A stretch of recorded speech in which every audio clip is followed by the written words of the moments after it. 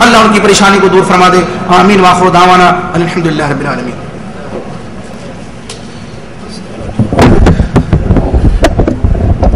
اب سوالات و جوابات کی نشست شروع ہوگی اور انشاءاللہ اس کے بعد عاقل بھائی جو ہے اسناد تقسیم فرمائیں گے.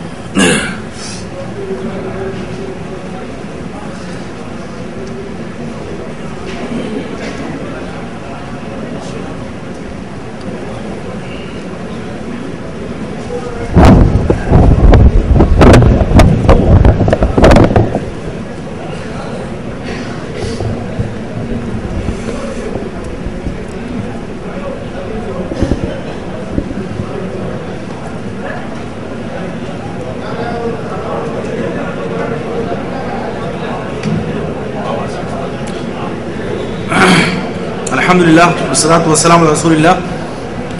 یہ کچھ سوالات آئے ہیں. اس میں ایک سوال ہے وضو اور کھانے کی حالت میں سلام کرنا کیسا ہے؟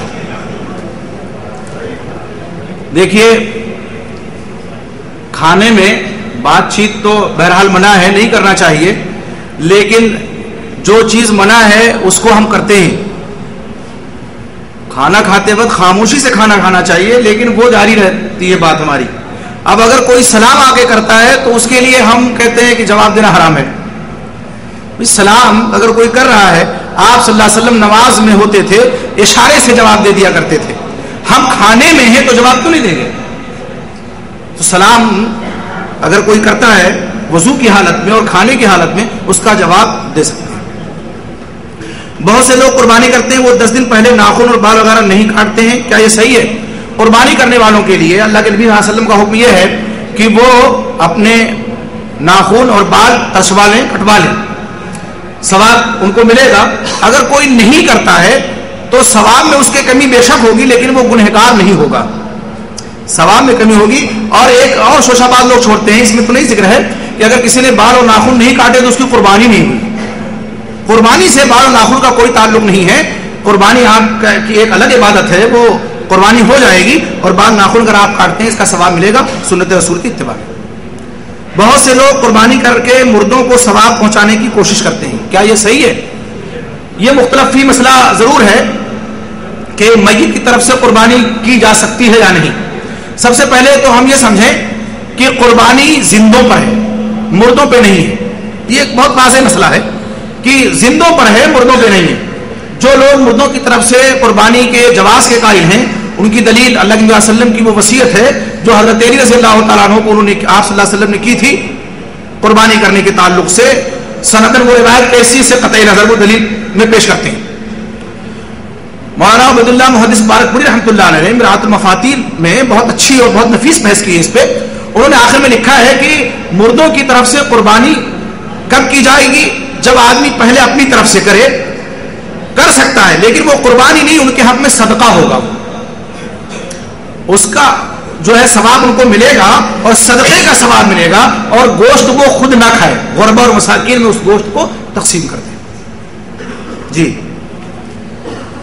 سوال ہے جو لوگ صاحب استطاعت ہونے کے باوجود لڑکیوں کی شادی یا اس طرح کا کوئی عذر رکھ کر حج نہیں کرتے, ان کے لیے شریعت میں کیا حکم ہے؟ جی حج کے تعلق سے ترمذی کی ایک روایت آتی ہے, اللہ کے نبی صلی اللہ علیہ وسلم نے فرمایا کہ جو شخص صاحب استطاعت ہو اور حج نہ کرے تو اللہ کو کوئی پرواہ نہیں, وہ یہودی ہو کے مرتا ہے کہ نصرانی ہو کے مرتا ہے, یہودی ہو کے مرتا ہے کہ نصرانی ہو کے مرتا ہے. یہ فریضہ ہے, اور اللہ نے قرآن مجید میں فرمایا ہے وَلِلَّهِ عَلَى النَّاسِ حِجُّ الْبَيْتِ مَنِ اسْتَطَاعَ إِلَيْهِ سَبِيلًا, اللہ کے لیے لوگوں پر حج فرض ہے. وَلِلَّهِ عَلَى النَّاسِ حِجُّ الْبَيْتِ, بیت اللہ جو اس تک پہنچنے کی طاقت رکھتے ہیں. ہمارے پاس طاقت ہے, استطاعت ہے, تو ہم پہلے حج کر سکتے ہیں, اس میں کوئی وہ نہیں ہے. ہم حج کریں, اس کے بعد بیٹی کی شادی کریں. ہو سکتا ہے کہ اللہ تعالیٰ ہم حج میں دعا کریں, بیٹی کا کوئی رشتہ, اچھا رشتہ اللہ تعالیٰ ہمیں دلا دے, دعا تو ثابت ہے. تو اس طرح سے یہ عذر تلاش کرنا ہے کہ بھی فلاں لڑکی کی شادی نہیں ہوئی ہے, لڑکے کی شادی نہیں ہوئی ہے, اور بڑھاپے کی عمر کو لوگ پہنچ جاتے ہیں. ہمارا ایک عام رجحان بنا ہوا ہے بر صغیر کا, انڈیا اور پاکستان کا, کہ لوگ آخر میں حج کرنے آتے ہیں, اور اسی لیے بہت پریشان رہتے ہیں بزرگ لوگ ہیں ہمارے کہ اب تو سب کچھ ہو گیا ہے, اب چلو حج کرنے چلتے ہیں. جبکہ جب طاقت ہوئی ہے فوراً حج فرض ہوا ہے. ایسا نہیں کہ ہم عمر کا انتظار کریں کہ ابھی یہ فریضہ باقی ہے, ابھی یہ فریضہ باقی ہے. جب طاقت فوراً فرض ہے، اس لیے کرنا چاہیے، کوئی عذر نہیں تلاش کرنا چاہیے. سوال ہے فضیلت الشیخ السلام علیکم، کیا ویڈیو کیسٹ بنوانا جائز ہے جبکہ آڈیو کیسٹ سے دعوت کا کام ہو سکتا ہے؟ کیا یہ جائز ہے؟ جواب دے کر شکریہ کا موقع عنایت فرمائیں. اس تعلق سے سب سے پہلے ہم یہ سمجھیں کہ موجودہ دور کی جو مشینریاں ہیں، یہ سائنس اور ٹیکنالوجی کا دور ہے، اور اس سائنس اور ٹیکنالوجی سے غیر بہت فائدہ اٹھا رہے ہیں. اسلام کے خلاف پروپیگنڈے کیے جا رہے ہیں، قرآن کے خلاف پروپیگنڈے ہو رہے ہیں، انہی مشینریوں کا فائدہ اٹھا کر کے لوگ کر رہے ہیں. آپ دیکھیں گے قادیانیوں کا چینل الگ ہے، اور مستشرقین کا الگ ہے، اور ان کا الگ ہے، ان کا الگ ہے. یہ سب ایسا کر رہے ہیں، اور دعوت جو جھوٹی ان کی دعوت ہے، جو باطل دعوت ہے، وہ گھر گھر اس طریقے سے پہنچا رہے ہیں. موجودہ دور کی مشینریوں سے دعوت کے تعلق سے فائدہ اٹھانا کوئی عیب کی بات نہیں ہے. ابھی چند برس پہلے ایک مسئلہ چھڑا تھا ہندوستان میں، اور فتوے بھی اس تعلق سے آئے تھے کہ ٹی وی پہ دینی پروگرام کا دیکھنا حرام ہے. دیوبند سے فتویٰ آیا تھا ٹی وی پہ دینی پروگرام کا دیکھنا حرام ہے. اور دلیل کیا دی گئی تھی؟ اس لیے کہ ٹی وی پہ آبرو باختہ چیزیں بھی آتی ہیں، فلمیں بھی دکھائی جاتی ہیں، ناچ گانے کی چیزیں بھی دکھائی جاتی ہیں، اس لیے حرام ہے دینی پروگرام کا نشر کرنا اور اس کو دیکھنا. ہم نے ایک پرچہ ہم نکالتے ہیں عفاف کے نام سے خواتین کا، اس میں لکھا ہے داریے میں، ہم نے کہا مفتی صاحب کو دلیل بڑی اچھی سوچی ہے، اگر اس دلیل پر عمل کرنے پہ آئے تو فتوے کا وہ قلم بھی مفتی صاحب کو توڑنا پڑے گا جس سے فتویٰ لکھتے ہیں. کیوں؟ آپ پوچھئے کیوں؟ اس لیے کہ یہی قلم جب سلمان رشدی کے ہاتھ میں پہنچتا ہے تو اس سے اللہ کے نبی اور اسلام کے خلاف گستاخی آمیز تحریریں صادر ہوتی ہیں. تسلیمہ نسرین کے ہاتھ میں وہی قلم پہنچے تو آبرو باختہ تحریریں صادر ہوتی ہیں. اب قلم کا کیا قصور ہے؟ اس ہاتھ کا قصور ہے جس میں قلم ہے، قلم کا تو کوئی قصور نہیں ہے. اسی دور میں ہمارے بریلی بھائی چپ کر رہتے، انہوں نے کہا لاؤڈ اسپیکر سے نماز پڑھانا حرام. انہوں نے کہا یہ بھی عجیب منطق ہے. بھئی دلیل کیا ہے؟ کتاب و سنت میں کوئی دلیل ہے؟ نہیں. اللہ کے نبی صلی اللہ علیہ وسلم نے حضرت بلال کو جو اذان کے لیے متعین کیا تھا، وجہ کیا تھی؟ جہوری صوت تھے، بلند آواز تھی ان کی، اس لیے دور تک آواز پہنچے. دلیل کیا دی؟ کہ چونکہ لاؤڈ اسپیکر میں امام کی آواز بدل جاتی ہے، پہچان مقتدی نہیں پاتے امام کون ہے، اس لیے لاؤڈ اسپیکر سے نماز باطل.